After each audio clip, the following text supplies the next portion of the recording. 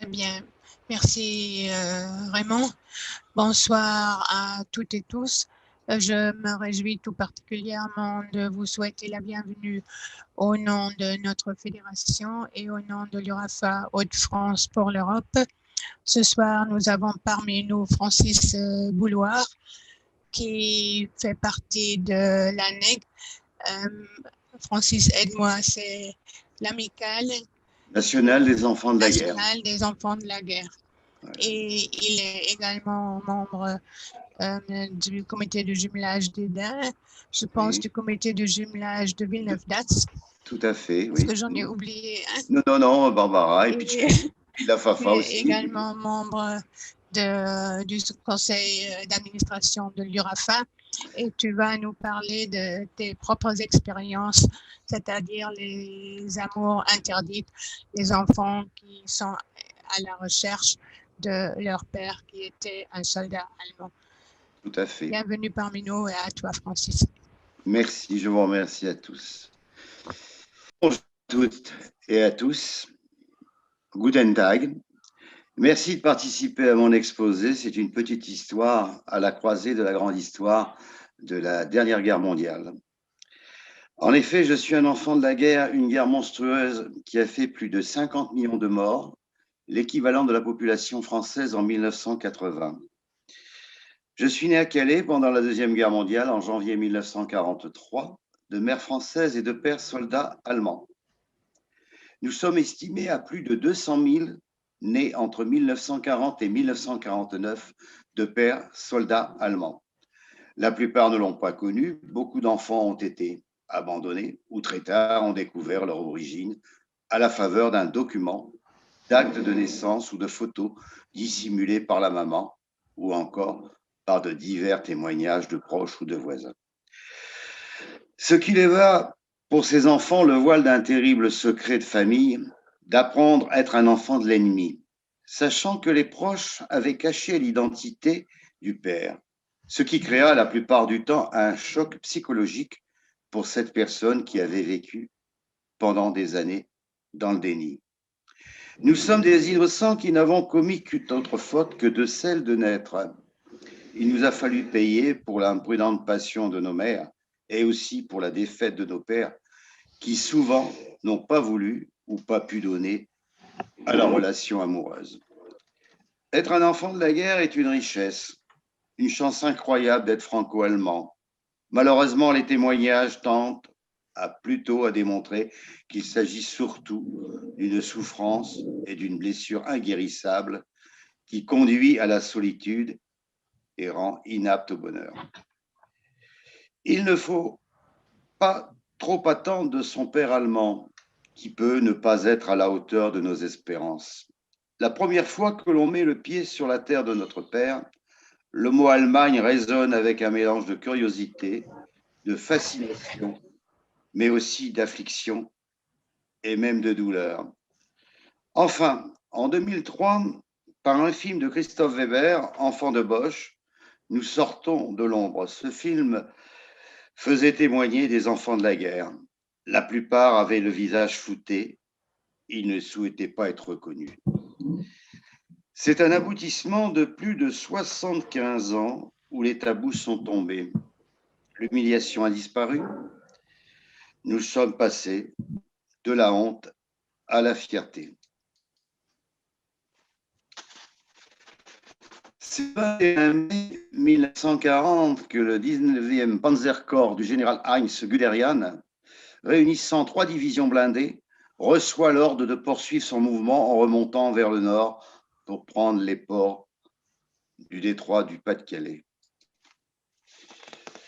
Le 21 mai 1940, Guderian, surnommé Heinz le Rapide, âgé de 51 ans, est un des généraux les plus populaires de la Wehrmacht. Il a obtenu de Hitler de mener, dans le nord de la France, l'attaque de Calais à sa guise. Le 25 mai, les troupes allemandes qui ont pénétré dans Calais Sud passent à l'assaut des fortifications. À l'aube du 26 mai, le général Guderian et von Richthofen conjuguent leurs efforts pour attaquer en force la citadelle et le port de Calais. La présence des troupes d'occupation est la plus élevée. Jusqu'à 120 000 soldats, toutes les armes sont représentées. La Luftwaffe, la Kriegsmarine, soit la plus importante présence militaire dans toute l'Europe de l'Ouest. Les départements du Nord et du Pas-de-Calais sont rattachés au commandement militaire de Bruxelles et non celui de Paris. Cette décision prise par Hitler laisse prévoir une annexion en cas de victoire finale de l'Allemagne. Le 27 mai, André GHL, le maire de Calais, que la fin des combats a rendu à la liberté, a rejoué son poste à l'hôtel de ville depuis la veille. Les Allemands sont venus l'y trouver et lui ont donné 2 heures pour dresser une liste de 25 notables qui serviront d'otages avec lui-même en garantie de la bonne tenue de la population. La Wehrmacht tient à la sauvegarde de ses troupes car depuis la chute de la citadelle, des civils ont fait le coup de feu contre elle. C'est indéniablement établi. Là, on peut revoir le monument des bourgeois de Calais, un groupe statuaire de l'an 1888 d'Auguste Rodin.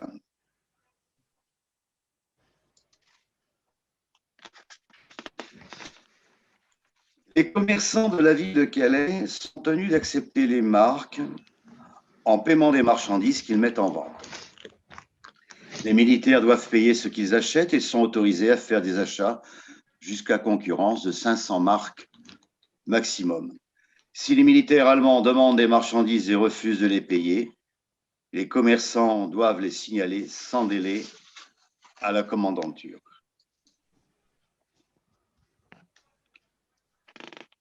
Dans un texte en allemand et en français par voie d'affichage, le major gouverneur de la place de Calais ordonne: les commerces d'alimentation de la ville de Calais doivent reprendre dès que possible.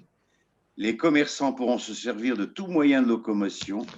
Les troupes allemandes laisseront passer ces personnes sans qu'elles soient fouillées et ennuyées au cours de leur déplacement. Signé Major Ottins. À l'époque, on se nourrissait de légumes peu prisés, rutabaga et le topinambour. La chicorée remplace le café, la saccharine le sucre, le pain est exécrable, pétri, sans levure, la farine manque aussi. Les tickets de rationnement seront distribués jusqu'en 1948. Les Calaisiens qui se sont réfugiés dans leur périphérie durant les journées dramatiques regagnent leur cité meurtrie les uns après les autres. Un grand nombre a tout perdu, ils n'ont plus ce qu'ils ont pu emporter avec eux. Les moyens de transport font défaut, les rues sont obstruées par des décombres, le matériel militaire incendié ou abandonné, parfois des cadavres attendent leur enlèvement. Le couvre-feu est instauré. Interdiction de mettre le nez dehors de 21h à 6h du matin. Les lumières doivent être camouflées dès la tombée de la nuit. Pas de journal, plus de radio, téléphone muet, interdiction d'aller au-delà de 5 km. Les appareils de radio TSF ont été apportés à la mairie. 8000 ont été déposés. Le 4 juin, la Société Générale des Eaux procède dans chaque quartier à l'ouverture des bouches d'incendie, ce qui permet de procéder au nettoyage des caniveaux que la sécheresse rendait impossible.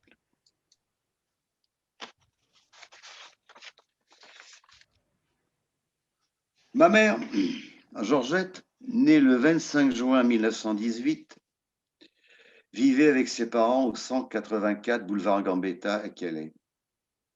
Elle se marie en 1939 à René-Rué. La guerre déclarée, son mari fut mobilisé et fait prisonnier en Allemagne.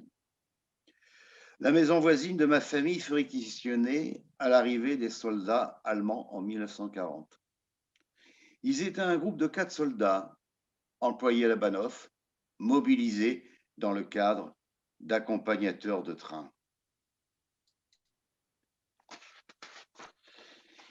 il y avait 2 millions de soldats français sur le front fait prisonniers. L'arrivée de ces jeunes de la Wehrmacht mobilisés sur la zone occupée de Calais impressionnait. Leur présence quotidienne, leur attitude attisait, sans aucun doute, la curiosité. Les restrictions, la peur angoissait, mais la vie continuait. La mitoyenneté des jardins entre l'habitation de ma mère et la maison occupée par les Allemands permit un contact amical malgré la différence de langue et de comportement. Max, le plus enjoué, proposa une séance de photos. On peut remarquer les visages tendus et l'allure rigide de ma mère et de ses cousines. Parce que sur la photo, on peut voir ma maman à l'extrême droite et 2 cousines. La cousine Suzanne, qui est au centre, qui était âgée de 80 ans et qui a vécu en me donnant toutes les informations sur mon père. Donc, j'ai eu un fil rouge à l'âge de 63 ans. On en reparlera tout à l'heure. Il faut considérer qu'il devait être difficile de refuser cette prise de vue aux soldats allemands. Enfin, il exista un sentiment même de crainte et d'admiration, ne signifiait pas uniformité des comportements, bienveillance, curiosité, politesse, indifférence, distance, hostilité. Les réactions individuelles envers l'occupant pouvaient être tout cela.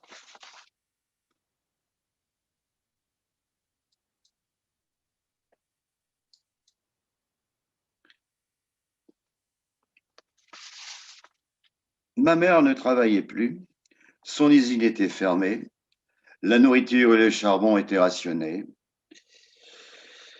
Les fins de mois devenaient difficiles avec les restrictions, une angoisse quotidienne de parvenir à nourrir les siens. Les Allemands avaient proposé à ma mère de s'occuper de l'entretien de leur linge, ce qui lui permettait d'améliorer l'ordinaire en nourriture et en charbon. Sur la photo, vous avez mon papa. Alors, je fais toujours la petite question, à droite ou à gauche? Alors, bon, je vais vous souffler ce qui m'est donné, genre, sur les 100 conférences que j'ai fait, les 110, je peux dire qu'à 80%, on me citait mon père à votre droite. Eh bien, c'est pas ça. Il est à gauche. Willy est à gauche. Vous voyez. Bien, on verra plus tard comment ça s'est confirmé, hein, sans test génétique.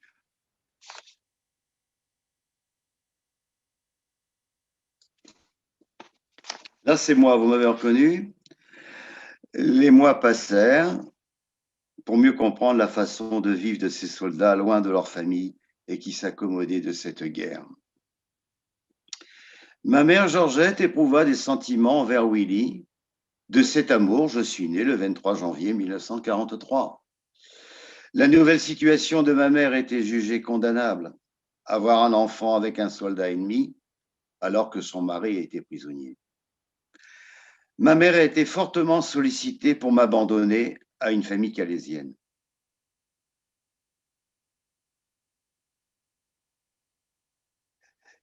Elle a refusé, malgré la mise en garde de la part de ses proches, sur les conséquences de mon avenir comme enfant de l'ennemi et les représailles que risquait de rencontrer ma mère de la part de la résistance.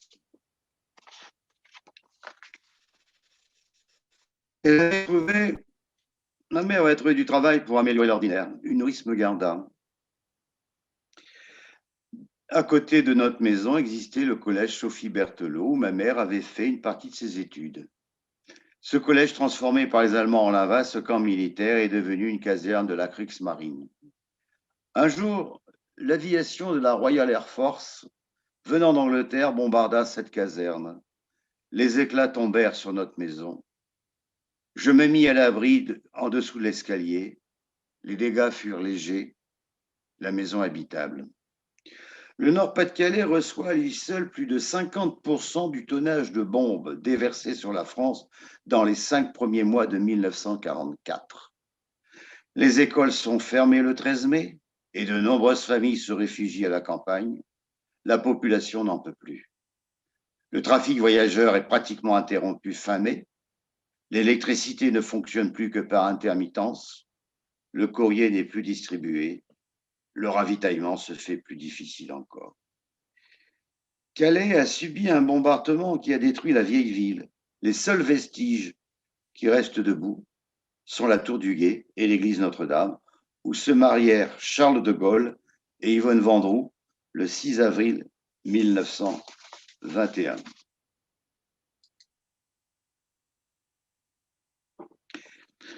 Ma cousine Suzanne, que nous avons vue tout à l'heure sur la photo, âgée de 80 ans à l'époque, fut surprise que je sois au courant de l'origine de ma naissance.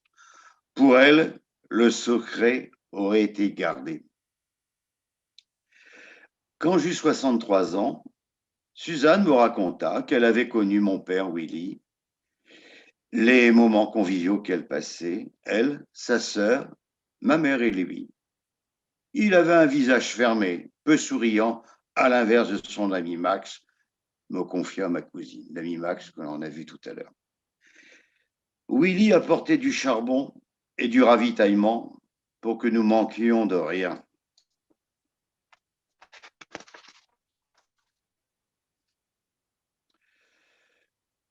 Mon père, Willy, me connut pendant mes 5 premiers mois. Il reçut une nouvelle affectation sur le front d'Italie en juin 1943. Il n'a jamais été dit que Willy s'était marié le 2 juillet 1943 à Bad Liebenstedt en Allemagne. Entre nous, on peut estimer heureux qu'il n'ait pas été nommé sur le front d'Italie parce que cette naissance n'était pas souhaitée vis-à-vis des autorités allemandes. Enfin, ce qui était sûr, c'est que mon père avait laissé sa vraie identité. On pouvait supposer qu'il espérait revenir et reconnaître son fils. Georgette, ma mère, à la requête de la famille de son mari, fut convoquée au tribunal qui engagea la procédure de divorce avec le désaveu de paternité et fut reconnue comme fille-mère et moi, son fils, comme enfant né de père inconnu.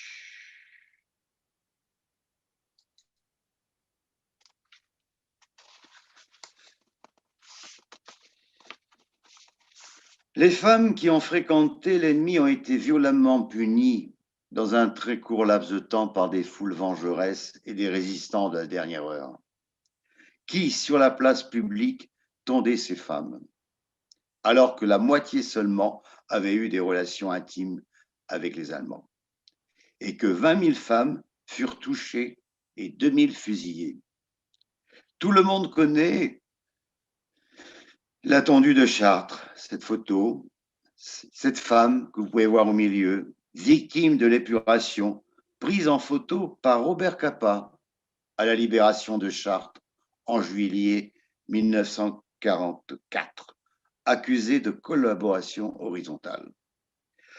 On peut voir sur la photo, tout à fait dans le fond, le drapeau symbole de la nation et le militaire qui représente l'ordre en protégeant Simone Toussaint.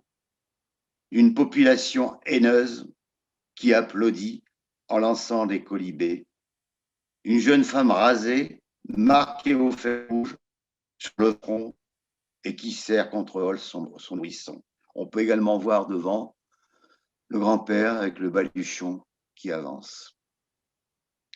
Robert Capa, en 1936 en Espagne, a compris que la guerre débordait largement des champs de bataille, détruisant maisons, familles et patrimoine culturel. L'homme est devenu un mythe. En 1954, une mine l'a tué au Nord-Vietnam, au-delà du fleuve Rouge, à 40 ans. Ma mère n'a pas subi les représailles et l'humiliation publique. Après la libération, ma mère travailla pendant une période aux messes de la cantine des officiers anglais. Ils avaient peu de considération pour les serveuses. La nourriture était insuffisante. Ma mère me raconta le père restant par les soldats anglais est donné au personnel de service. Il n'a jamais je n'ai jamais su si ma mère était au courant de la vie de mon père en Allemagne.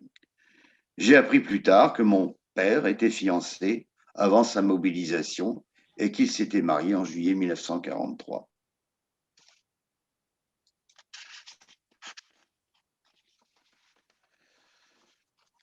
En 1949, je fis mon entrée à l'école communale. Très tôt, j'ai senti que je n'étais pas un enfant comme les autres. Je n'avais pas de père. L'administration française nous a reconnus nés de pères allemands. La France n'a jamais fait de différence entre ses enfants. Si son silence nous a blessés, devait-elle confirmer ce qui allait de soi, que nous sommes des enfants de la guerre? Seuls les individus se sont montrés envers nous bêtes et méchants. La première pensée d'une personne généreuse et humaine ne doit-elle pas être comme ses enfants ont dû souffrir? Cela n'a pas dû être facile de cumuler 4 handicaps. Ne pas connaître son père pendant l'enfance, apprendre qu'il est allemand pendant l'immédiat après-guerre, ne rien connaître de son visage et de son caractère, et enfin être condamné à la clandestinité, de peur d'être rejeté, mal aimé ou montré du doigt. Les femmes qui avaient eu des enfants avec les soldats allemands avaient été relativement épargnées dans notre quartier. L'origine des naissances de ces années-là était connue par des proches. 20 à 30% de ma classe étaient des enfants de l'occupant. Ma mère me les citait toujours. Les situations étaient arrangées. Avortement, bien sûr, malheureusement. Mariage précipité, changement de région de la mère et de l'enfant, abandon, ou le mari prisonnier, rentrant d'Allemagne, reconnaissait l'enfant. Ce n'était pas toujours la meilleure solution pour les enfants plus tard. De santé fragile, les années difficiles commencèrent pour moi. Le monde était à la recherche de l'origine de la paternité de ses enfants, nés des années 1940 à 1949. J'ai moins souffert que d'autres enfants nés de pères allemands, car ma mère m'a beaucoup donné d'amour. Elle ne s'est jamais cachée de mon origine. Elle me parlait de Willy. J'étais un enfant de l'amour. Sur les bancs de l'école, nous retrouvions des orphelins dont les parents avaient été tués, victimes des hostilités, et puis pour certains comme moi, petits blonds aux yeux bleus, des enfants de l'ennemi. Pour moi, mon père ne pouvait pas être de ceux qui avaient tué l'un des pères de mes compagnons de classe. Les enfants à l'école s'invectivaient, à tort ou à raison, de tête de poche. Ce qui touchait ceux qui en étaient et culpabilisait cette génération qui était considérée comme des enfants de l'ennemi. Nous étions des bâtards. C'était un double handicap de ne pas avoir de père et d'être reconnu comme enfant de l'ennemi. Le milieu familial de ma tante me permettait d'échapper au souvenir d'une naissance non désirée. Mes proches ne me parlèrent de mon père allemand. Au contraire, ils me gâtaient parce que je n'étais pas pareil et que j'aurais à subir la discrimination.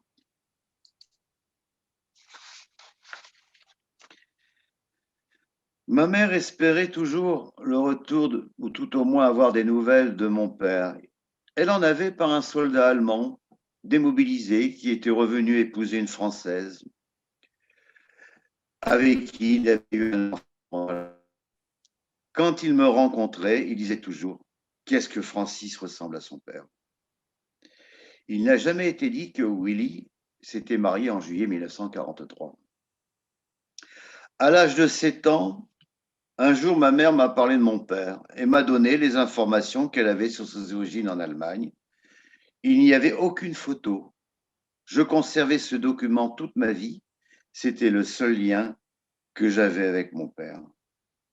Alors, sur ce bout de papier, on voit le nom de Willy avec un Y alors qu'il y avait un I. Knorri, c'était le nom de mon père. Monacan, le village près de Stuttgart, que je suis allé voir bien sûr, où j'ai retrouvé, mobilisé en 1940 à l'invasion de l'Autriche par l'Allemagne. Employé de chemin de fer au grade d'officier, célibataire en 1943 et à la date de 1950, est encore employé à la Bahnhof près de Stuttgart. Ce petit mot-là ne laisse paraître à aucun endroit que mon père s'était marié. Voilà. Donc ce papier, je l'ai gardé pendant plus de 60 ans.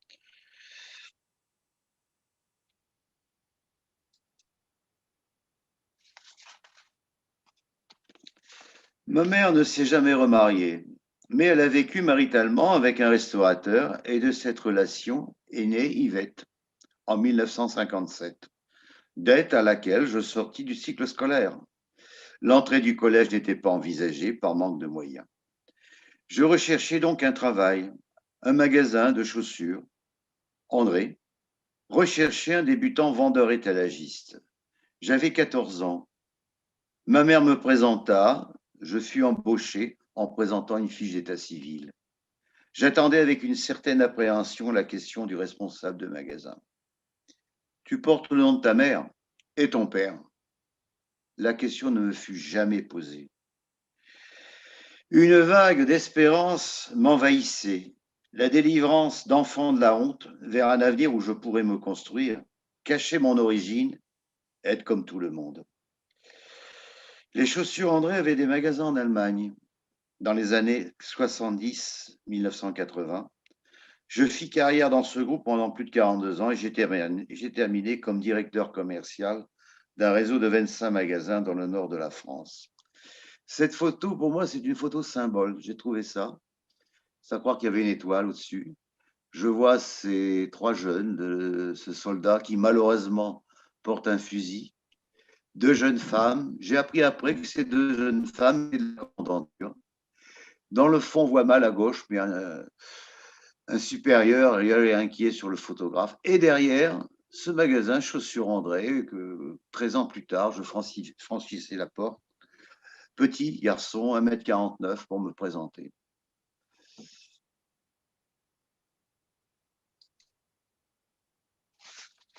Ma mère est décédée d'un accident de voiture en 1964, me laissant ma petite sœur Yvette qui avait 7 ans.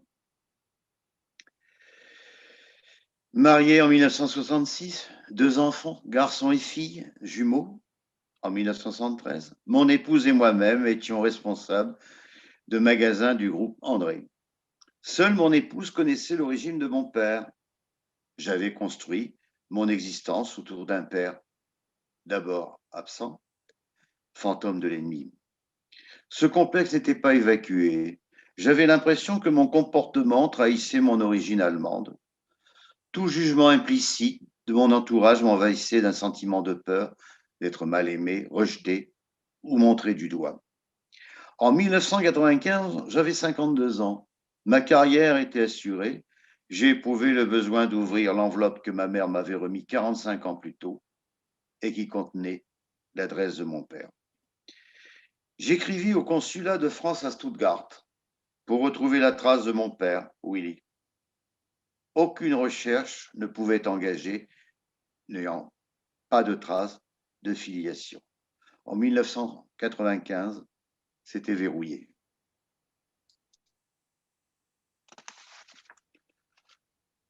En 2004, une émission télévisée présenta le livre de Jean-Paul Picapet, Enfants maudits. Ce livre raconte des témoignages d'enfants de soldats allemands, avec une révélation. Nous serions 200 000 en France. Enfin, nous pouvons sortir à visage découvert. Ce livre communique une adresse des services de la Bundesarchiv, service fédéral à Berlin, qui archive 18 millions de fiches du personnel incorporé dans la Wehrmacht et qui maintenant informe de l'identité des pères. Fin janvier 2005, l'AVAS m'informe qu'elle a retrouvé la trace de mon père, qui malheureusement est décédé le 5 mars 1988.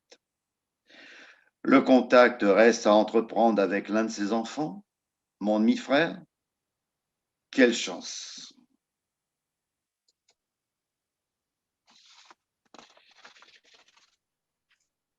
Le choc a été une épreuve pour mon frère Rodolphe. Apprendre que son père a connu une femme en France et que de cette liaison est né un frère. Dès le mois de février, un échange de courrier traduisait mon impatience de savoir beaucoup de choses sur mon père, de rencontrer ma nouvelle famille, mon frère, son épouse, Hyde, et ses 3 enfants, Oliver, Daniel et Jenny. La première lettre me révéla la vie de mon père et de son épouse, ses activités et bien sûr les étapes de sa mobilisation pendant la guerre. Pour la première fois, j'ai découvert mon père. Une photo offerte par Rodolphe, prise à Calais, de Willy à l'âge de 26 ans, pendant l'occupation. Les correspondances avec mon frère Rodolphe continuent. À sa deuxième lettre, il me faut comprendre qu'il lui faudra du temps pour assimiler le fait qu'il vient d'apprendre qu'il a un frère. Rodolphe est troublé par le fait que notre père connaissait ma mère et savait qu'il avait un enfant à Calais et que malgré tout, il a épousé sa mère le 4 juillet 1943. Il conclut par ces mots, c'était bien un petit coquin. La famille de mon frère pouvait se poser des questions vis-à-vis de l'ancien soldat. Pourquoi s'est-il pas occupé de l'enfant né en France? Comment a-t-il pu abandonner un enfant et le cacher toute sa vie? Dans une lettre du 24 juillet, mon frère m'informe quel est le sentiment que notre père, sur son lit de mort, voulait se libérer d'un secret. Peut-être lui raconter l'existence de son fils en France, mais il n'en a pas eu la force. Rodolphe se décida de raconter à sa mère que Willy avait connu une femme en France, qui lui avait donné un fils et que je me présenterais à la famille. Elle a pris cela avec dignité et résignation. Toute la famille est au courant, sauf sa sœur, ma demi-sœur, âgée de 60 ans à l'époque, avec qui les contacts ne sont pas simples.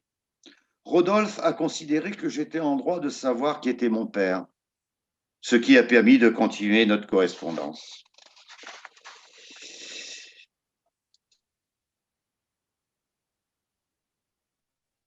J'ai invité Rudy, c'est le diminutif de Rodolphe, et sa famille à nous rendre visite. La promesse est faite, ils nous rendront visite pour les fêtes de l'Ascension du 25 mai 2006. La visite de Rudy et de Hyde, son épouse, approche. Il me prépare un CD où seront reproduits les films de ma famille allemande. La ZDF tourne un film de 45 minutes sur mon histoire. Ce film sera diffusé sur la chaîne Phoenix.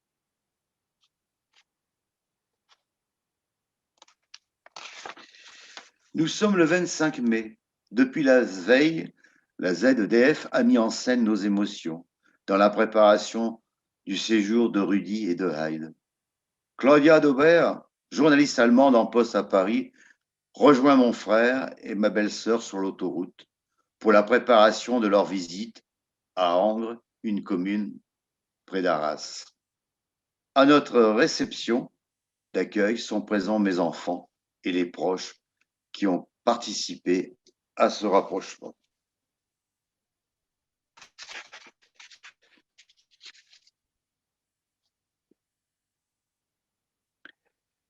Une Golf break bleue s'arrête devant la porte de notre maison. Rudy et Hyde en descendent. Toute la rue est silencieuse. Ma famille, mes amis sont en retrait. Ils retiennent leur souffle. La caméra de la ZDF tourne. C'est l'accolade avec mon frère. Maggie, mon épouse, en fait de même avec Hyde. Le courant passe bien. Les yeux remplis de larmes, Rudy traduit son émotion avec quelques mots en allemand. Heide offre une orchidée à Maggie. Nous nous dirigeons vers le jardin. La pluie s'est arrêtée. Quelques rayons de soleil accentuent le vert de la végétation, avec quelques points de fleurs jaunes. L'émotion est à son comble. Je présente la maison à Rudy Hyde. Le cercle d'amis s'approche. Claudia Daubert me pose la première question pour la télé allemande. Francis, qu'est-ce que ça te fait de voir ton frère pour la première fois? C'est bien mon frère. Il y a quelque chose qui passe entre nous. C'est l'un des plus beaux jours de ma vie.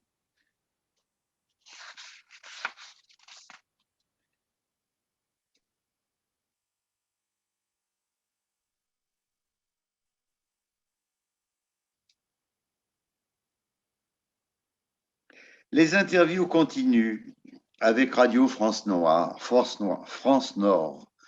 Dominique Saint-Machin fait un excellent traducteur. Rudy témoigne de son sentiment. Apprendre que j'avais un frère a créé tout d'abord une réticence à entrer en contact.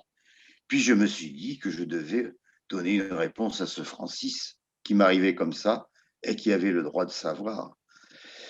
Effectivement, moi j'étais pressé. Mon épouse me disait toujours « Attends, je pense que les lois allemandes étaient bien verrouillées. » Je n'avais pas pensé une chose, mais certains pensaient qu'il y avait des droits de dommages et intérêts à récupérer. Et je pense que tous les enfants de la nègre, ce n'est pas du tout notre objectif. Nous nous retrouvons tous un verre de champagne à la main pour fêter cette première rencontre. On peut nous voir dans le jardin, mon épouse à l'extrême droite, Heide.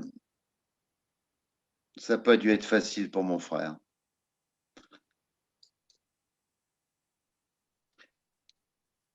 Tout autour d'un déjeuner, l'émotion est intense. Nous faisons connaissance. Un journaliste de la ZDF lance la conversation. Avec nos invités, les sentiments s'expriment. La partie du puzzle de ma vie que j'ignorais est bouclée. Connaître mon père, avoir sa photo, la présence de mon frère. Je suis heureux du bonheur qu'il a eu d'avoir ce père qui m'a tant manqué. Nous avons visité l'île et Arras, le mémorial de Vimy où le grand-père de Rudy a combattu pendant la Première Guerre mondiale. Là, nous avons une photo d'Arras où ma belle-sœur avait repéré l'enseigne du restaurant aux Deux Frères.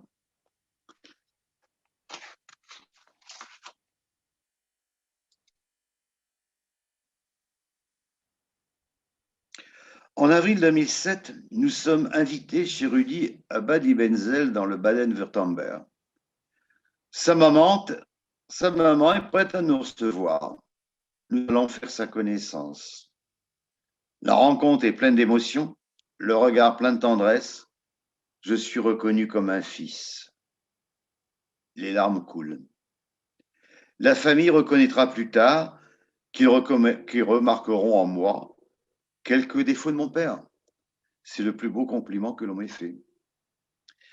Le soir, toute la famille est réunie autour d'un repas à Swab.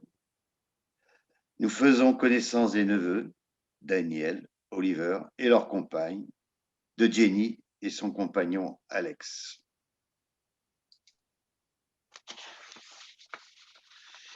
Le lendemain, la maman me présente tous ces albums de photos que nous regardons avec les épouses et mon frère. Elle me propose plusieurs photos. Je choisis celle du mariage avec mon père Willy en juillet 1943, date de ma naissance. Quel symbole!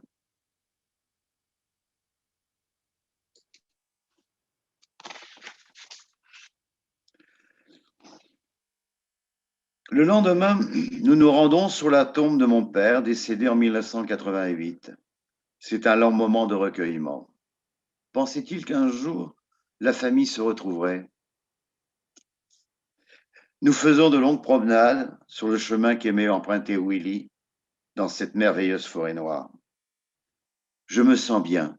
J'ai l'impression que j'ai ma place dans ce land d'air. Les gestes, les contacts, les comportements des personnes me paraissent familiers. Les traits de caractère de ma famille correspondent à mon tempérament. La sincérité, la fidélité, le sens du devoir, le courage. Être un enfant de la guerre est une richesse d'être franco-allemand, d'apprécier la double culture.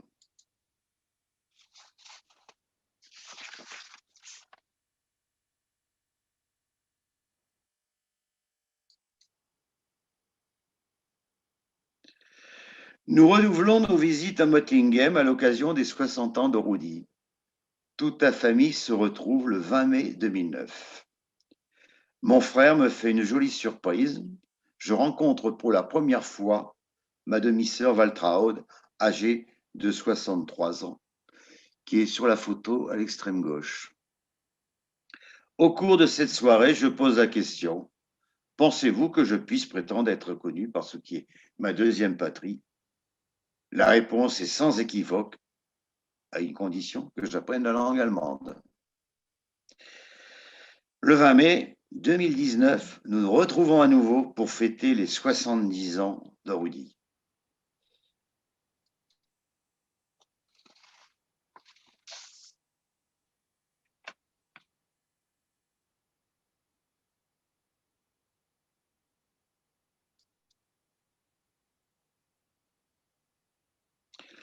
En avril 2005, une quarantaine d'enfants de la guerre qui sont sollicités la recherche de leur paternité auprès de la VAST à Berlin acceptent l'invitation dans l'espoir de trouver la trace de leur père génétique dans les archives. La VAST archive 18 millions de fiches individuelles de soldats allemands. Ces fiches cartonnées, classées par ordre alphabétique, donnent des informations sur la carrière militaire, le grade, le régiment, les blessures, le lieu d'emprisonnement, la date de libération, etc. Ce fichier a servi de nombreuses années, notamment pour les Allemands, pour leur retraite, pour l'historique de leur parcours.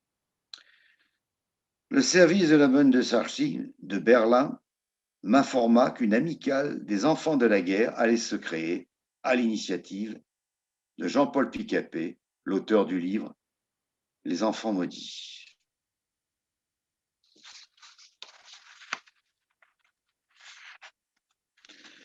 Nous étions 73 invités à Berlin du 9 au 10 avril 2005 pour une conférence internationale des enfants de la guerre sous le patronage de la maire de l'arrondissement de Berlin. Ce sera l'occasion de constituer le bureau de l'amicale nationale des enfants de la guerre.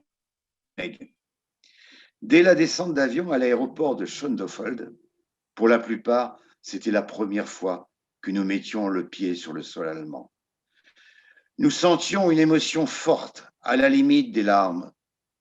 Certains d'entre nous pensaient peut-être qu'ils marchaient là où leur père était passé. Nous sommes reçus par Marie-Cécile Zipperling, née en France et qui, depuis 1983, occupe le poste d'archiviste à la VAS et suit toutes les demandes de recherche. Elle a été élue présidente d'honneur de notre amicale.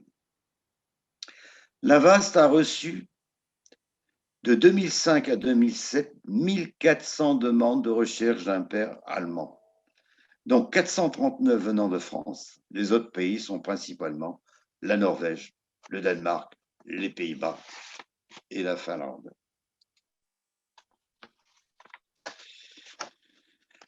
Le 18 juin 2005, un groupe de travail se réunissait à La Rochelle pour fonder cette amicale nationale des enfants de la guerre, déclarée association loi 1901 à but historique et culturel. L'objectif et les activités de l'ANEG: apporter aide et soutien moral aux personnes en détresse psychologique à la suite des souffrances subies, aider les personnes qui le souhaitent à retrouver leur famille biologique en Allemagne ou en Autriche. Parallèlement, nous aidons aussi à leur demande des Allemands nés de pères français STO aux prisonniers de guerre en Allemagne à retrouver leur famille biologique.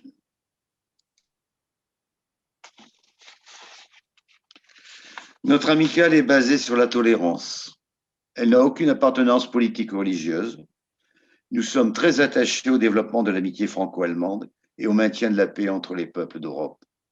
Moi-même, je suis chargé de la communication et j'assure la délégation régionale pour les Hauts-de-France.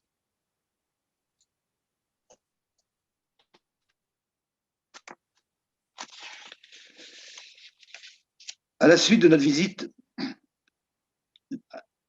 nous avons été reçus au ministère des Affaires étrangères au Quai d'Orsay, le 5 décembre 2007, pour un entretien qui sera rendu à M. Bernard Kouchner, ministre des Affaires étrangères de l'époque. Les représentants de M. Kouchner nous ont demandé quelles étaient nos attentes. Tout d'abord, la reconnaissance et la réhabilitation de notre existence par les États concernés. L'aide à la recherche des familles et la facilitation de l'accès aux archives, des interprètes dans les services d'archives de Freiburg et en Allemagne, l'obtention de la double nationalité, la demande de déclaration d'utilité publique auprès du ministère de l'Intérieur pour être reconnu organisme d'intérêt général à caractère social. Le 21 avril 2008, Bernard Kouchner, ministre des Affaires étrangères français, avait déploré à Berlin que les deux pays soient restés depuis la fin de la guerre sourds à la détresse des dernières victimes innocentes d'un conflit qu'elles n'ont même pas connu.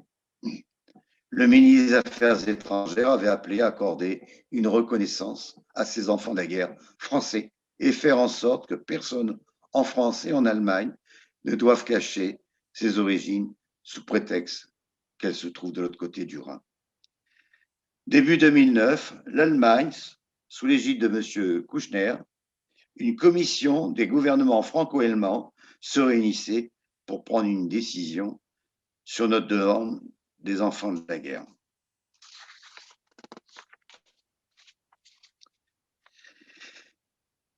Des jumelages franco-allemands par la FAFA, née en 1950, ont fédéré des jumelages des associations franco-allemandes autour de projets communs, au service de l'Europe, prenant même la forme d'une amitié franco-allemande. Rencontres, échanges de jeunes, mémoire de l'histoire, vie économique et sociale. L'Allemagne est le premier partenaire politique et économique de la France. Souvenons-nous du moment le plus émouvant de cette réconciliation.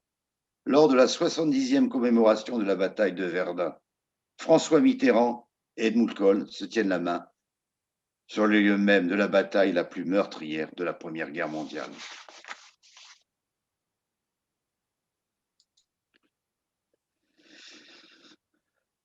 Le 19 février 2009, l'Allemagne reconnaît ses enfants de la guerre.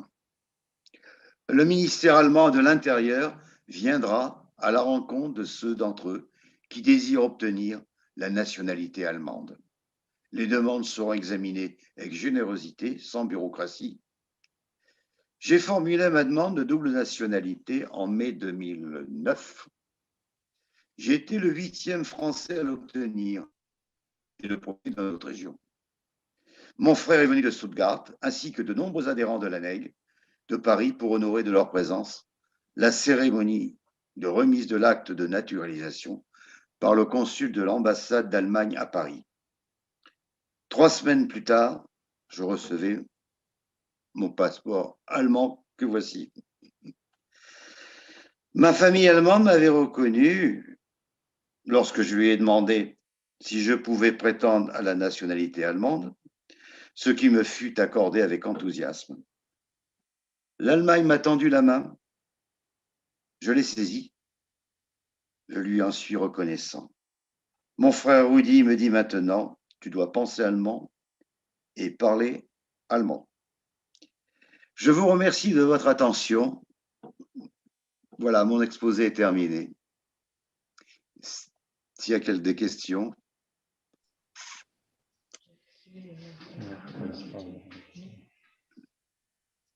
Merci, Francis. Je crois qu'on peut applaudir. Hein. Ah, ouais. Je remets en partager Oui, tu enlèves le partage de façon à ce que les gens puissent se voir. Hein. Vous pouvez ouvrir les caméras maintenant, les micros, quand vous parlez.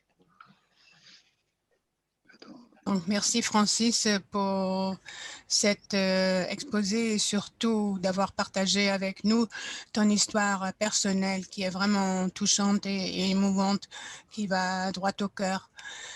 Je pense qu'il y a plein de questions et je pense que tout le monde a besoin de souffler une minute, de digérer, de réfléchir pour absorber tout ce que nous venons d'entendre parce que c'est quand même un sujet qui n'est pas vraiment tout à fait facile. Comment tu te sens en tant qu'Allemand? Ah oui, c'est la question qu'on me pose. On me pose souvent.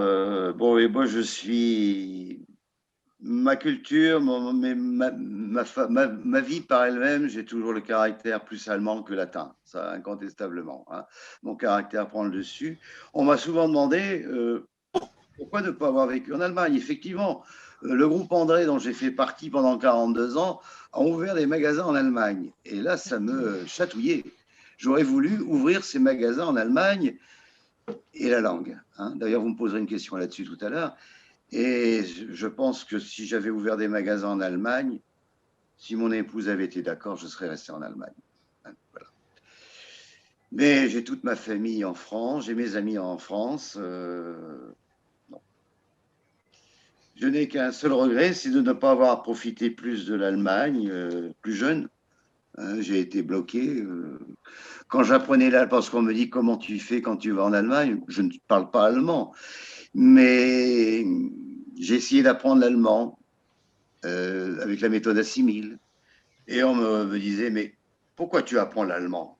Bon, mes complexes revenaient, je me rebloquais. Ce n'est pas une excuse, hein, j'aurais pu apprendre plus tard. C'est le seul regret que j'ai, c'est de ne pas avoir appris l'allemand. Alors, comment je fais avec mon frère? Une question qui va vous suggérer. Comment je fais quand je vais avec mon frère? Eh bien, on ne parle pas que les mains, ça c'est certain. Mon épouse parle un peu l'anglais avec Hyde. Le Bade-Wurtemberg a été occupé par les troupes françaises. Donc, ma belle-sœur a une facilité à parler un peu français. Et puis, on y amène, on a des amis qui me traduisent. Mais il est clair que je passe à côté des histoires personnelles. Mais avec mon frère, quelques mots suffisent pour rire, pour boire un coup de vin et tout ça, et passer des bons moments. Vous avez des questions à me poser, je pense. Certainement. À vous la parole. Tu as plusieurs messages, Francis, sur la discussion. Merci pour cette conférence qu'on attendait depuis longtemps, Colette et Marie-Christine. J'apprécie tous les nouveaux éléments que tu as ajoutés à ton exposé. Cela donne une ouverture plus large. Merci. Voilà. On me demande souvent pourquoi je fais ça. Alors, je peux retracer un petit peu. On a vu le nombre d'enfants qui sont sortis du bois, comme on peut dire, pour la recherche de la paternité.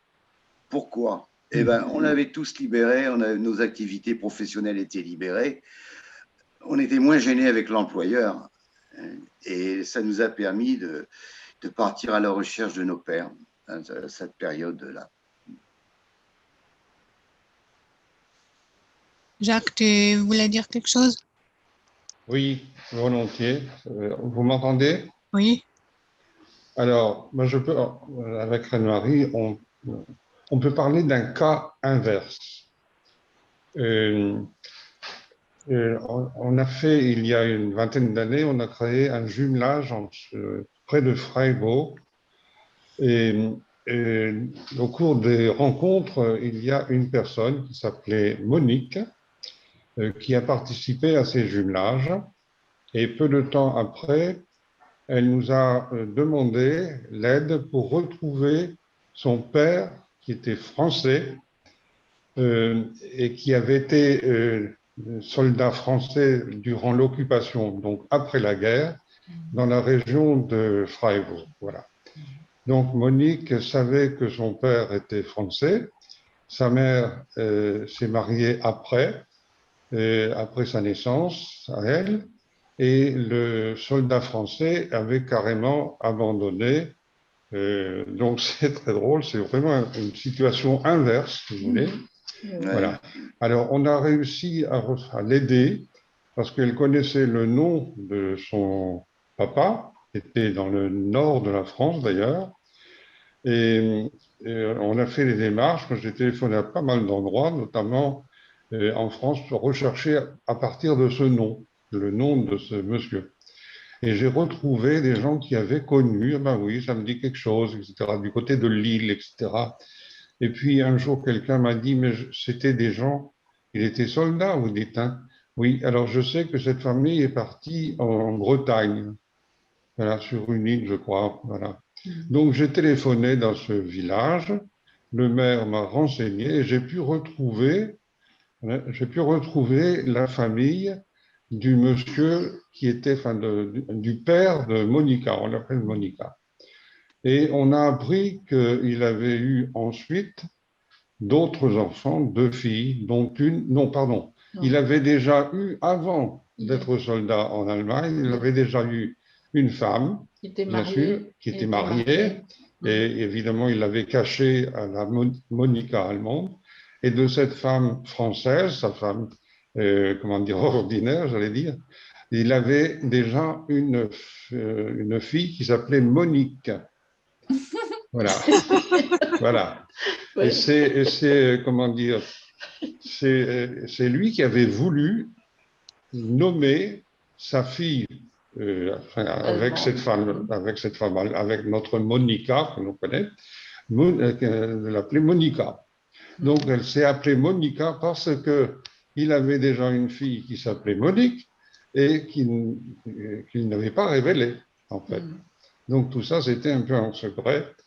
Donc, on a beaucoup échangé avec cette Monica. J'ai retrouvé ses 2 sœurs, dont une qui était à Lyon, qui n'avait pas souhaité, elle ne m'a pas très bien accueilli d'ailleurs dans ma démarche, et une autre qui était décédée.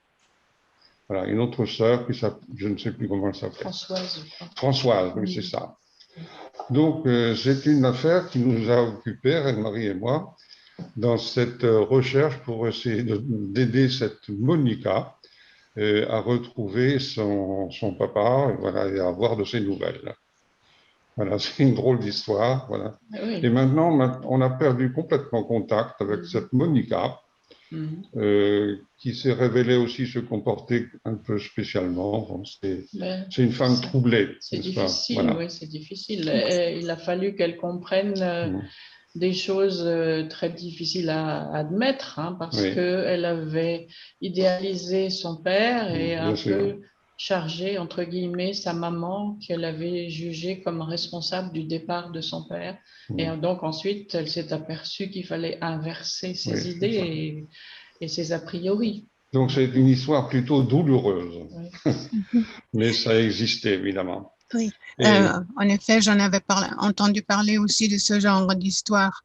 Est-ce que, Francis, tu en sais peut-être un peu plus? Est-ce qu'il y avait beaucoup de pères français avec des mères allemandes? C'est estimé à 20 000, d'enfants nés de pères STO mais je pense qu'on est en dessous des estimations. Il y a eu 20 000. Oh oui, oui. Nous, en France, 200 000, 20 000 en Allemagne. On est en dessous des estimations. Moi, quand j'ai fait quelques conférences en Allemagne, j'ai retrouvé des discrétions à la fin de mes conférences, des enfants nés de STO, qui venaient discrètement me donner des adresses pour que je recherche. Mais maintenant, ça date de... Bon, j'ai commencé mes conférences en 2005, beaucoup en Allemagne, mais là maintenant, on n'a plus de traces des pères. Le phénomène le plus extraordinaire que j'ai trouvé, c'était un peu les anciens qui étaient revenus prisonniers de France et qui retrouvaient leur terre, demandaient au jumelage de retrouver les prisonniers qui avaient travaillé dans leur champ. Et moi, j'ai refait des liens avec pas pas obligatoirement avec ceux qui avaient fait mais bien souvent, c'était les enfants qui revenaient. Il y avait des liens qui se faisaient entre les travailleurs obligatoires ou les enfants travailleurs obligatoires français avec les soldats allemands qui étaient prisonniers ou sur le front. Il y a des liens. Francis, tu as une question. Avez-vous, s'il vous plaît, des doubles nationalités françaises et allemandes? Moi, mais bien sûr. Oui. Je crois que c'est une exception, parce que je sais qu'il y a un député qui est d'origine sénégalaise, quand il est devenu allemand, il a dû abandonner sa nationalité sénégalaise. Et ça n'a pas été facile. Et on n'arrive pas à avoir l'inverse, d'avoir en Allemagne la double. Nous, on n'accorde pas la double nationalité aux Allemands. Donc, c'était facilement. Alors, ce qui est extraordinaire, c'est que je ne connais pas l'allemand. Hein, ils n'ont pas été exigeants. Parce que. Je crois que j'ai compris comme ça. Non, j'ai compris dans l'autre sens. Oui, c'est vrai. C'est vrai qu'il est difficile. En Allemagne, la double nationalité pose problème. On a notre beau-frère est allemand. Il a épousé donc la sœur de Reine-Marie. Ils vivent actuellement au Canada. Et il a souhaité devenir canadien. Et en Allemagne, on lui a d'abord signifié qu'à ce moment-là, il perdait la nationalité française. Non, allemande. Allemande, oui. Oui. Et donc, il a, grâce à certaines démarches, c'est un professeur il est professeur, il vit encore, il est professeur d'université. Alors, je ne sais pas par quel biais il a pu obtenir de rester allemand tout en devenant québécois, enfin canadien. Je ne sais pas. Ça a été difficile. Mais ça a été difficile, oui. Et même un peu douloureux, oui, je crois. Oui, je crois aussi. Voilà. Il y a certainement. Pardon. Oui. En tout cas, votre conférence, Monsieur Francis, je vais dire, c'est très intéressant.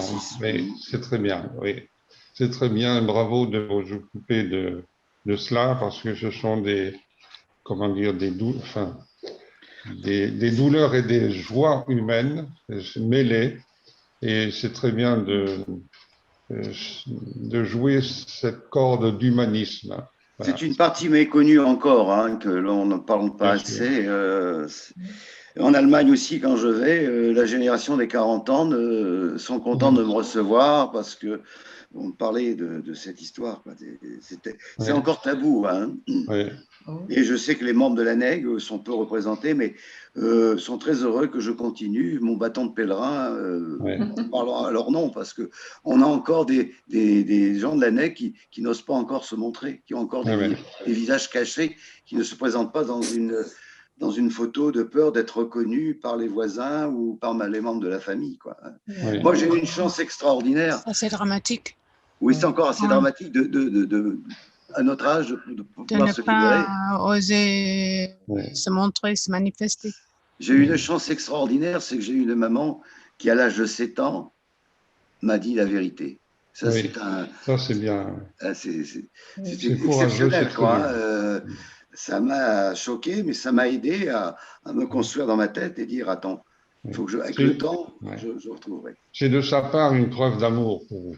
Oui, sans aucun doute. Alors, une petite anecdote aussi. Moi, je suis né en février 41, dans le Pas-de-Calais, n'est-ce pas, près d'Edin, voilà.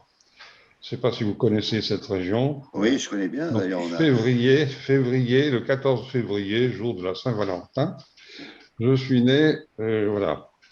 Et quand j'étais dans ma famille, ma mère et puis mes frères, ils m'appelaient Jbosch. Pourquoi? Vous comprenez ça? Jbosch, le Bosch. Pourquoi? Pourquoi? Jbosch. Pourquoi, ma mère? Parce que les gens ils disaient, Stille, il est venu avec chez Bosch. Vous comprenez le patois? Il est né avec les Bosch. Stille, c'est-à-dire moi, il est venu avec les Allemands. Alors, tout ça, pour moi, c'était de la plaisanterie. En tant que gamin, je n'y faisais absolument pas attention. Oui, mais tu es quand même parti en Allemagne après. Oui, mais au bout d'un moment, quand même, ça m'a posé question, quand même. Et je me suis dit, mais je suis né donc en février. Donc, j'ai été conçu en mai. Quand est-ce que les Allemands sont arrivés dans notre région? Parce qu'il y en avait beaucoup. Je me souviens, la maison qu'on habitait, notre maison familiale, il y avait un pré devant, et les soldats allemands campaient là dans des tentes avec des camions, etc. Ils venaient acheter des œufs, ils venaient acheter du beurre, du lait chez mes parents. Ma mère les recevait très sympa, même ils venaient, et même elle faisait quelquefois des crêpes. Il y avait de l'animation dans la maison avec mes frères, voilà. Et donc je m'étais posé la question quand même, est-ce que je ne serais pas quand même un peu allemand, n'est-ce pas, génétiquement? Voilà. Alors le fait d'avoir constaté qu'en effet les Allemands étaient venus après, alors que ma mère était déjà enceinte de moi, c'est un peu, oui, non, rassuré, non, mais ça a vraiment clarifié les choses. Parce que vraiment, je me demandais toujours, mais même à l'âge de 13, 14, 15 ans, pourquoi on m'appelait Jbosch. C'est parce que tu avais la tête. C'est parce que Jacques, tu avais la tête dure, peut-être. C'est très drôle parce que finalement, j'ai toujours été assez attiré, puisque j'ai fait mon service militaire en Allemagne. J'y suis resté d'ailleurs, après le service militaire. Je suis resté 2 ans, 8 ans même, à Berlin, où j'ai pu reprendre des études. J'ai le bac allemand, je n'ai pas le bac français. En France, j'ai un seul diplôme, c'est le CAP de maçon, et aussi j'ai le CAP de professeur d'histoire, de professeur d'allemand, pardon. Donc l'Allemagne, c'est bizarre, a toujours été pour moi quelque chose d'important. Et je me sens, dans mon comportement, dans ma réflexion, je me sens autant allemand que français. On va regarder un petit peu ce qui est plus nordiste vivant en Auvergne, pour information pour Raymond. Oui. Est-ce qu'on peut regarder ce qu'il y a dans le chat? Donc, on dit bien qu'il faut savoir d'où l'on vient pour savoir où l'on va, nous dit Elisabeth Chénier. Julie Séricel, savez-vous que Gérard Normand est dans votre cas? C'est-à-dire qu'il a de... Tout à fait. Je l'avais entendu déjà. Il a fait une chanson d'ailleurs que j'ai là actuellement et que je passe souvent dans mes conférences en avant. Oui. Merci pour votre témoignage et ce partage très personnel. Merci pour votre engagement, c'est passionnant. Elle nous dit GET à tout le monde, ok. Michel Derrien, un cousin de mon père fut prisonnier en Allemagne. Il rencontra une jeune fille, Annie. Elle a dû s'appeler Annie. Oui, non, après, qui revint avec lui, ils se marièrent et vivèrent en France. Ouais. Oui. Je me souviens de l'espoir venir chez nous. Elle fut bien accueillie dans notre famille. Voilà. Ensuite, Ludovic de Haute-France, les interventions de Francis et de Jacques montrent bien toute la difficulté et le bonheur d'entrer dans le secret de famille, dans les secrets de famille, parfois délicats à aborder, car c'est un moment d'histoire humaine qui ressurgit tout à coup. On entend parler de ce sujet par moment, mais il n'est pas assez connu.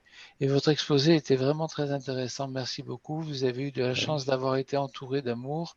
Beaucoup d'autres n'ont sûrement pas eu cette chance. Il faut arriver à lever ce tabou aujourd'hui. Hein, tout à fait d'accord. Voilà un petit peu les messages qui sont actuellement sur le chat. Je peux me permettre, l'ANEG, Francis m'a donné quand il est venu là, au mois d'octobre, il m'a donné un livre de l'ANEG où justement il y a plusieurs enfants comme Francis qui ont écrit différentes lettres de leur vie. Et c'est un livre très, très intéressant et très prenant. Des fleurs sur le caillou. Voilà, merci. Merci Valérie. C'était vraiment un très beau livre.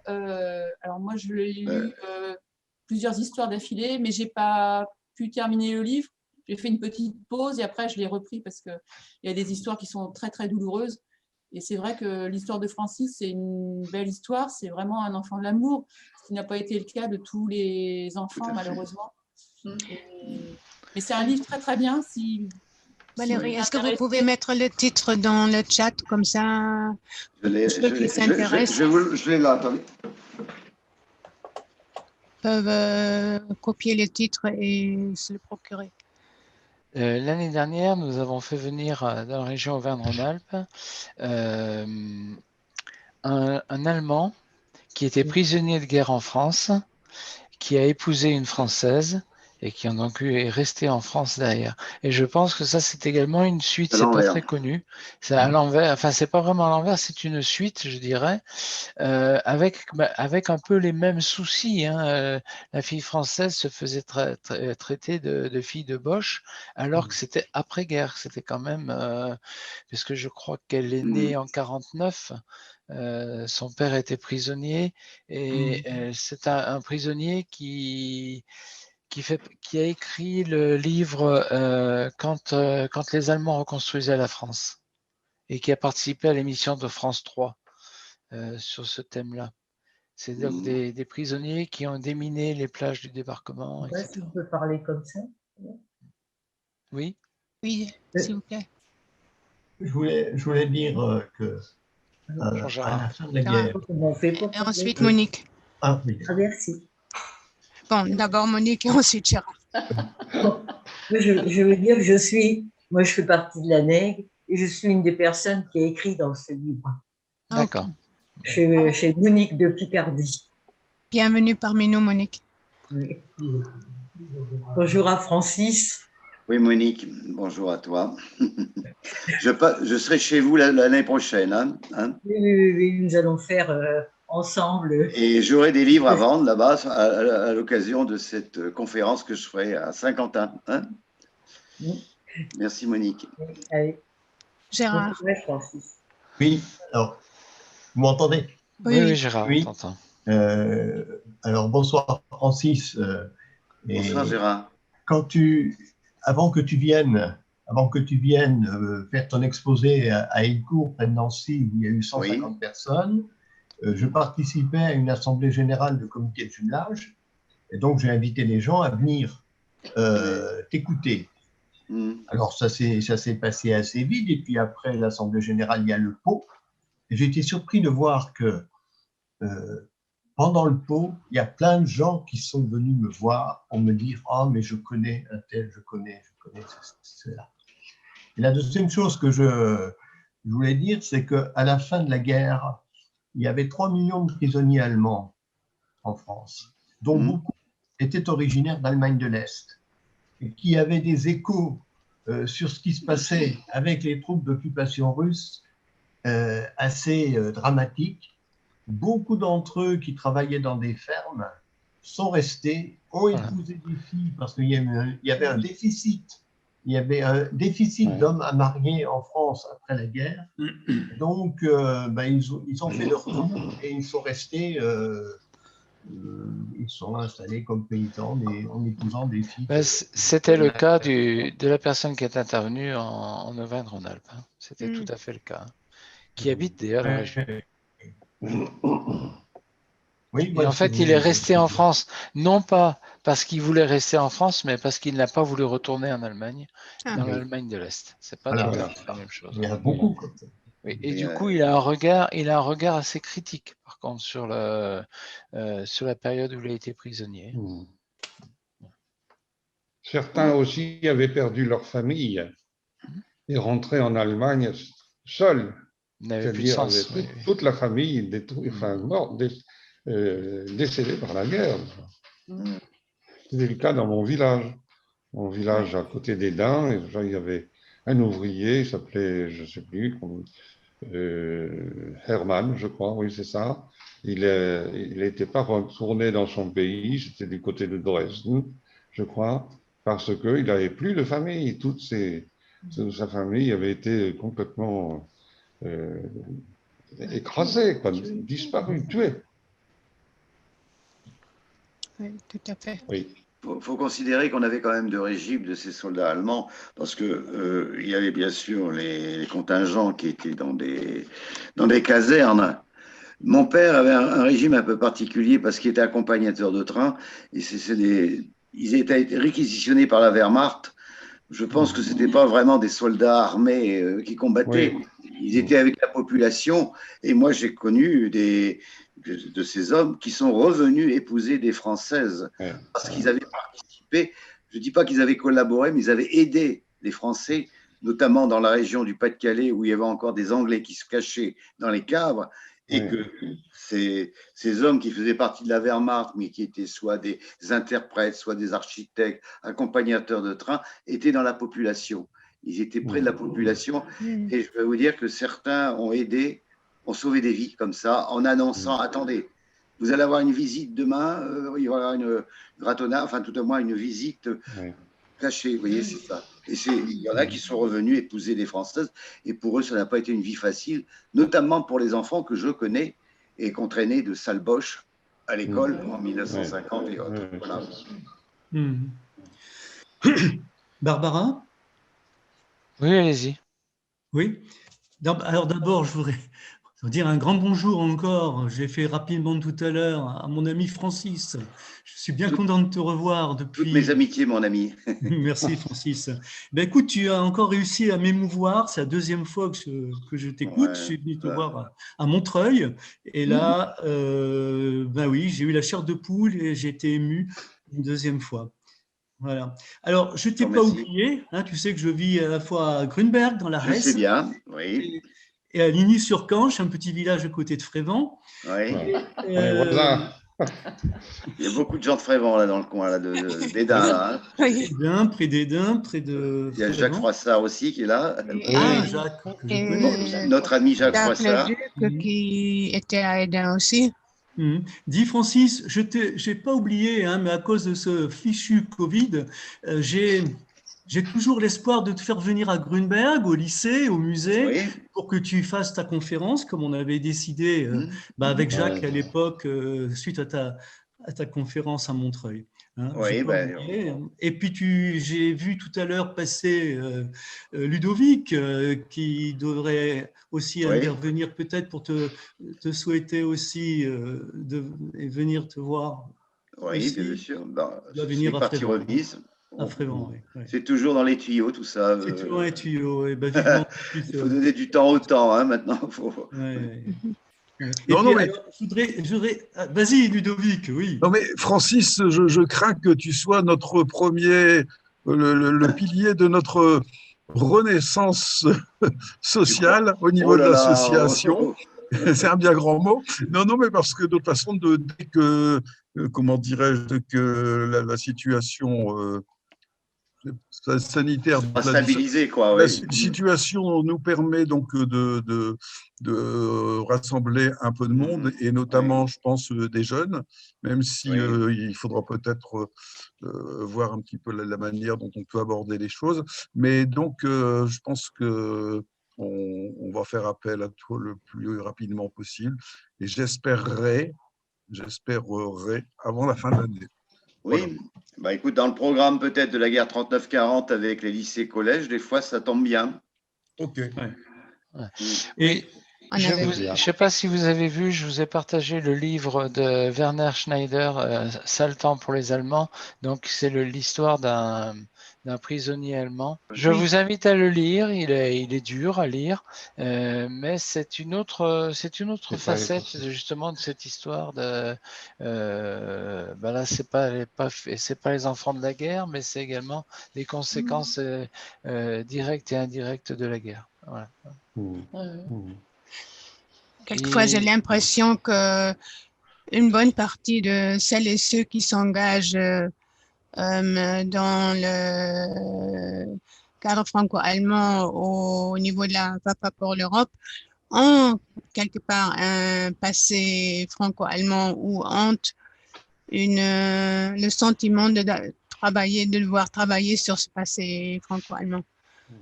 Oui, c'est pas une obligation. Hein.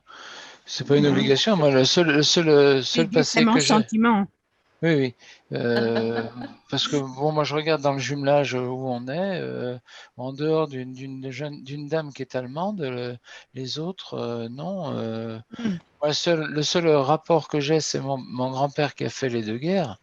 Et qui m'a toujours dit, nous on se faisait la guerre, mais quand on a fait des Allemands prisonniers, ou quand moi-même j'ai été prisonnier, on a rencontré des gens qui étaient comme toi et moi, et qui étaient sympas quand on discutait avec les autres. Voilà. Moi, c'est plus ça qui m'a raccroché au franco-allemand qu'une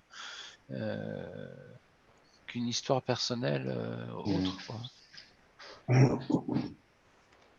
Moi, j'ai quelque chose pour vous. Oui. Oui, alors, Julie. C'est comme un Allemand en France. Voilà. C'est un livre que j'ai acheté il y a quelques années sur conseil de Nota Bene. Et franchement, c'est hyper intéressant. Vous connaissez? Non, je connais pas. Non. Il faut qu'elle parle. C'est un livre que j'ai lu il y a quelques années, présenté. Voilà. Et j'en ai encore un autre. La guerre en Allemagne. Alors, si on est maintenant dans les livres sur Berlin, moi, je suis en train de lire en ce moment Seul dans Berlin. Ouais. Et moi, j'ai sa version allemande. Ah oui, non, mais mon niveau allemand n'est pas aussi bon. J'ai de le finir. Hans Fallada est très connu. L'allemand n'est pas aussi bon. Oui. C'est un des classiques. Et Francis, tout à l'heure, vous disiez que vous aviez récupéré des photos. Des fleurs sur le caillou. Non, tout à l'heure, vous parliez de quand vous aviez été en Allemagne voir votre frère, vous aviez rencontré donc la maman de votre frère. Oui. Vous aviez regardé l'album de photos, vous aviez récupéré des photos. J'ai récupéré la photo que vous avez pu voir, le mariage de mon père. Voilà. Mais avec vous n'avez pas des photos de votre papa âgé pour voir si vous ressemblez?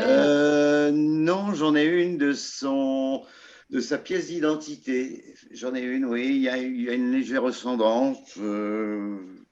Oui, je ressemble plus à mon père âgé que jeune, oui. Voilà.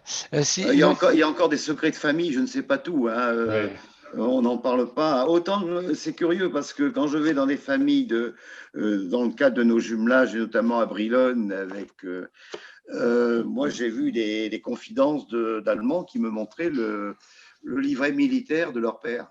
Elle me disait, à toi, je peux montrer le livret militaire de mon père. Vous voyez, on parlait très ouvert de cette... C'était extraordinaire. Pour moi, c'est une preuve de confiance.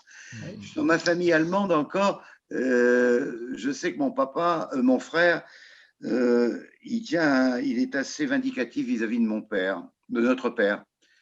Pour lui, ça lui est resté là, que le fait de m'avoir abandonné, et j'évite de trop en parler de notre père avec lui. Par contre, Hyde, avec ma femme, arrive à parler de notre père, vous voyez. Ah, mais ça, c'est les femmes, c'est normal, on a le... on sait s'y prendre, c'est pour ça. Oui, voilà. Il y a quand même un peu de... La façon de faire. Nous, on est brut de béton. Hein. Et il y a un peu de distance déjà, c'est peut-être plus facile quand il y a un peu de distance. La guerre allemande, c'est aussi passé à la télé il y a 2 semaines sur la 5, je pense. Il y a un film. Oui, c'est très bien. Voilà. Un documentaire. Il est même repassé dimanche dernier, là encore. Ah, voilà, c'est très intéressant. Voilà. Okay. J'ai une autre question à vous poser. Il y a 1 ou 2 ans, je ne m'appelle pas exactement, j'ai entendu que ça concerne les enfants nés des mères allemandes et les soldats français après la guerre. Bon, sur l'occupation dans la zone occupée par la France. Et j'ai entendu que l'armée française a obligé des femmes, a fait la pression pour donner les enfants à l'adoption. Oui, ça me choquait. Je ne sais pas où j'ai entendu ça. Ça fait 1 ou 2 ans. Et vous n'avez pas d'informations par rapport à ça? Non. J'ai entendu cela aussi. Moi aussi, je l'ai entendu déjà, oui. ça. Oui, tout à fait. Comme au même titre que les enfants d'Allemands nés, je sais que sur la région de Thonon, entre Thonon et Annecy, les enfants étaient envoyés dans un orphelinat sur Grenoble et ils étaient adoptés sur Grenoble, tous. J'ai aussi la connaissance que la naissance sous X a été plus popularisée avec les naissances franco-allemandes. Oui, tout à fait. Ah oui. C'est connu et c'est surtout sous Vichy. Moi, personnellement, je voudrais saluer Francis aussi. Hein. Il est venu faire sur EDA, je pense, pratiquement sa première conférence. Hein, il y a déjà combien, plus de 10 ans? Plus de 10 ans, oui. Et nous sommes nombreux à être à notre amicale des Amis de Brilonne à Hesdin, adhérents à Hesdin. Hein. Nous sommes 3-4 enfants de la guerre. Hein, c'est un peu notre lieu de rencontre avec vous. Et ce que j'ai remarqué, et je pense que ça s'est passé à Hesdin et je pense que ça s'est passé à d'autres endroits aussi, c'est que la conférence de Francis a permis à certaines personnes qui gardaient ça secret pour eux de s'ouvrir à d'autres, de venir voir Francis, d'en parler et d'aller un peu plus loin dans leur démarche. Hein, ça a été le déclencheur. Je pense que ça s'est fait à un certain nombre d'endroits. Jacques, mais le doigt. D'autres personnes que je connais, de nom de tête, Jacques et Reine-Marie également. Oui. C'est vrai que Jacques me permet d'élargir un peu parce que je fais ça depuis 15 ans et on me dit continue Francis, ça nous aide. Hein. Et bien souvent dans ma conférence, quand je vais à Niort ou à Sens ou ailleurs, je fais venir les enfants de la Nègre qui ont du mal à se déplacer parce qu'on est quand même une génération de plus de 75 ans, hein, c'est vrai. Et oui, on n'est pas très jeune, mais moi je voyage encore, et on mange ensemble. Et puis j'insiste pour qu'il y ait une personne qui prenne la parole. Francis, il se prend du recul, et je l'ai eu, je crois que j'ai encore une représentante ici qui ne se fait pas connaître, hein, mais j'ai eu à Nelin, je l'ai eu ailleurs. Ils prennent une demi-heure, ils prennent le temps, ils n'osent pas. Et puis alors, en Bretagne, c'est pareil, j'ai eu le cas en Bretagne. Ce sont une adhérente qui prend le temps d'exposer son cas aussi. C'est un peu ouvrir un peu, déverrouiller un peu ce tabou.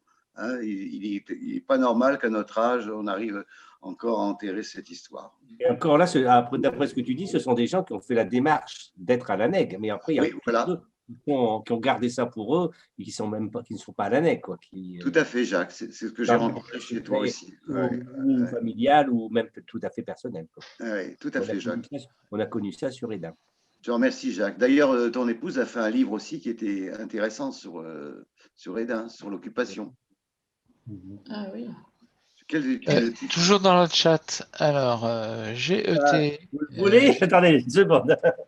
Oui, ce serait bien de le montrer, oui, c'est intéressant. Alors, en attendant, GET qui dit « J'espère, Monsieur Boulard, vous revoir à Saint-Brieuc dans les Côtes d'Armor en octobre. Oui. En effet, il est temps de lever les tabous pour libérer les personnes chargées ou libérer de leur histoire pour entrer à nouveau dans des relations entre êtres humains d'un même monde. » Voilà, c'est à l'envers, non? Mémoire vive, c'est bon, mais on ne voit que le titre, Jacques. Tu peux le tirer vers quoi? C'est qui a... Attendez, j'ai le chat aussi, de Patrick Bresson. Oui. Voilà. Saint-Brieuc, Côte d'Armor, oui. J'ai fait un grand parcours en Bretagne. Hein. C'est extraordinaire, les questions qui m'ont été posées, et je suis stupéfait de ces jeunes enfants, les pertinences des questions. Bien souvent, les collèges et lycées, je les fais le matin. Les pertinences de questions très personnelles, comment je vivais à l'école, comment j'étais. C'est extraordinaire. Je garde un souvenir de la Bretagne aussi bien, de tous les coins de Bretagne. Et là, je suis heureux de repartir peut-être du côté de Saint-Brieuc. D'accord. Vous pouvez remontrer le livre, le dernier là que vous venez de montrer, en parlant pour que je puisse voilà. Mémoire vive. C'est bon, j'ai pris. Souvenirs vécus des années sombres à Hesdin. Nicole François. Voilà. Il y a des témoignages là-dedans aussi, Jacques, hein, je pense. Il y a des témoignages. C'est ça, c'est les témoignages de gens qui ont vécu la guerre. Elle a fait ce travail-là autour de 2016 à peu près. Et on se rend compte qu'il y a déjà, à l'heure actuelle, au moins 7 ou 8 personnes qui sont décédées. Hein, donc, il fallait le faire. Quoi. J'ai remarqué quelque chose vis-à-vis de la propre culture qu'ils ont de parentale. Il y a beaucoup de personnes qui ont un blocage face à la langue. Ils n'arrivent pas à apprendre la langue. Et je peux citer quand même 2 cas que j'ai rencontrés. J'ai rencontré une fille, une femme qui était fille d'une Allemande, qui était installée dans le Nord, et aussi une fille aussi d'un soldat allemand avec une Française. Et cette dame-là aussi, elle n'arrivait pas à apprendre l'allemand. Et je pense qu'il y a quelque chose qui bloque aussi. Vous en avez parlé vous-même, Francis. Oui, absolument, absolument. Et c'est vrai que c'est vrai. Moi, je trouve ça douloureux quand même. Je crois que chez nous, il ne faut pas que ce soit un blocage. L'immersion est importante. Hein. Moi, si j'avais été un peu plus en Allemagne, c'est ça le problème. C'est pas tout d'apprendre une langue et puis pas la pratiquer, quoi. C'est ça.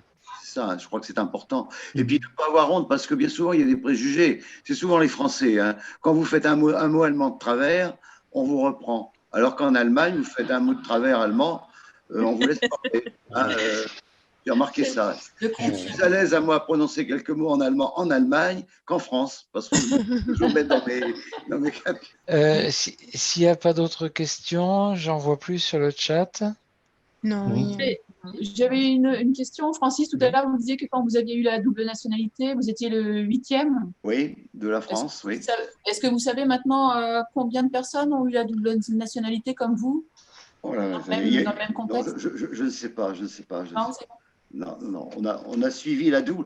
Ce qui a été dans les enfants de la guerre, quand on a créé notre association, on était plus de 500. Ce qui était important pour nous, déjà, l'objectif, c'était de retrouver nos pères. Il y avait un engouement extraordinaire. D'ailleurs, nous avons une Française aux archives allemandes de la base de Berlin, qui nous a aidé énormément à retrouver nos pères. Après, c'était bien souvent vouloir porter le nom du père. Et ça, j'ai refusé toujours, parce que ça pose une suspicion d'avoir le nom de mon père sur ma carte de visite. Mon frère aurait pu me dire, Francis, tiens, c'est bizarre. Qu'est-ce que vous voulez? Il y a de l'intérêt, tout ça. Donc, c'était des étapes comme ça qui a fait que notre amicale a vécu la recherche de nos pères, la double nationalité. Ça, c'est un événement, je suis fier de la double nationalité. D'ailleurs, quand je vais à l'étranger, je présente toujours mon passeport allemand. Et on me dit toujours, vous parlez bien français pour un Allemand. Et ma femme, elle dit, un jour, tu vas avoir un problème, toi, tu ne reviendras pas. Ben, je lui dis, écoute, si c'est en Allemagne, je reste en Allemagne. Voilà. J'ai que des tampons sur mon passeport allemand, qu'il va falloir que je renouvelle d'ailleurs, parce qu'il est périmé, et je suis fier de l'avoir. Pensez bien un jour, quand je l'ai eu, quand j'ai passé la frontière allemande, je me suis fait photographier. Bien. Merci. Est-ce qu'il y a encore d'autres questions, d'autres remarques? Sur le chat, il n'y a plus rien. S'il y a des questions à poser, là, vous ne m'avez pas tout posé des questions. Il y a une question. Oui, moi, j'en ai encore. Je suis désolée, c'est encore moi. Hein. Vas-y, Valérie, vas-y. Comment dire, quand tout à l'heure, vous parliez, votre frère, comment dire, votre frère était, entre guillemets, fâché par rapport au comportement de votre papa. Oui. Quand vous avez rencontré la mère de votre frère, vous disiez dans votre conférence, bon, elle l'a pris avec dignité, etc. Mais est-ce que vous avez pu échanger un peu plus dans les détails, etc. Enfin, est-ce qu'elle n'a pas été blessée du tout? Elle n'a pas, non, elle l'a vraiment accepté? Ça a été spontané, j'ai été pris comme un fils, vous voyez. Le seul témoignage, elle m'a fait cadeau d'une épingle de cravate et des boutons de manchette de mon père que je sais ce témoignage-là, mais elle m'a considéré. D'ailleurs, elle est décédée en 2019 à l'âge de 92 ans. Je suis allé aux obsèques et mon frère, depuis pas les premières années, mais maintenant, je figure dans le rang de la famille, vous voyez, sans porter le nom de mon père. Quand il y a eu un mariage dernièrement à l'église protestante, je suis dans la famille. Dans les premières années, j'étais à l'arrière, quoi. Hein. Parce qu'il y avait quand même un doute. C'est pas de test ADN. Enfin, on m'a dit que j'avais tous les défauts de mon père. C'est la maman qui a dit ça. Je crois qu'il. Donc Oui, voilà. Donc, je crois que j'ai encore des choses à apprendre, hein, mais je ne veux pas brusquer, hein, c'est évident. Hein. Bon, il y a une question aussi que l'on me pose souvent, que je vais vous tendre la perche. J'ai été responsable d'un gros magasin de chaussures André à Nancy et j'étais pas loin de Monacan en 1981 et ça m'a chatouillé. Hein. Je dis, je suis pas loin, je suis à 180, 200 km de l'Allemagne. Pourquoi ne pas aller me présenter, hein? C'est vrai, j'aurais connu mon père, il est décédé en 88. Et je ne l'ai pas fait. Et j'en ai parlé à mon frère, j'ai dit, écoute, Rudy, je vais t'avouer une chose, j'avais envie de venir. Oui, mais dit, si tu avais tapé à la porte, la famille aurait éclaté avec papa. On n'aurait jamais admis que papa abandonne une femme avec un enfant. Donc, le temps m'a donné un peu raison de prendre... Je n'ai pas connu mon père. Enfin, c'est vrai, j'avais l'adresse de mon père, j'aurais pu le chercher. C'est encore tout des... Mais j'ai eu beaucoup de chance. Hein. J'ai une étoile. Quand on me pose une question de quelle religion vous êtes, je dis j'ai une étoile, ça m'aide beaucoup.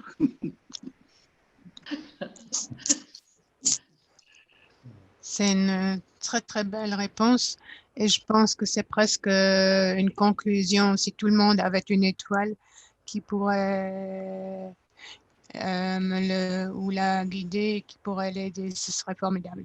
Oui, faut savoir saisir les occasions des fois comme ça. Oui. Merci à tous d'être venus. Ça fait un plaisir de revoir beaucoup de visages familiers. Et puis, bravo, bravo. Vous rendre visite en présentiel quand vous le voulez. Hein, les temps vont être meilleurs. Bravo, Francis. Merci. Je suppose que si quelqu'un a encore une question, vous pouvez l'envoyer à Francis par mail.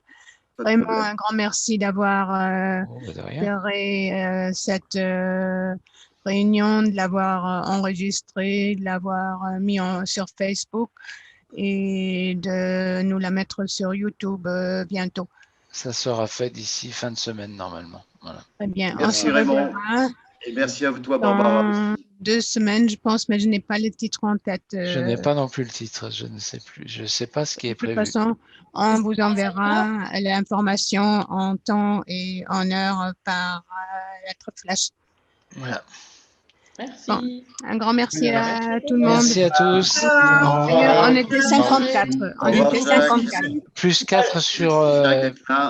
plus 5 sur Facebook. Plus 5 sur Valérie. On a presque une soixantaine. Au revoir tout le monde. Au revoir. Au revoir.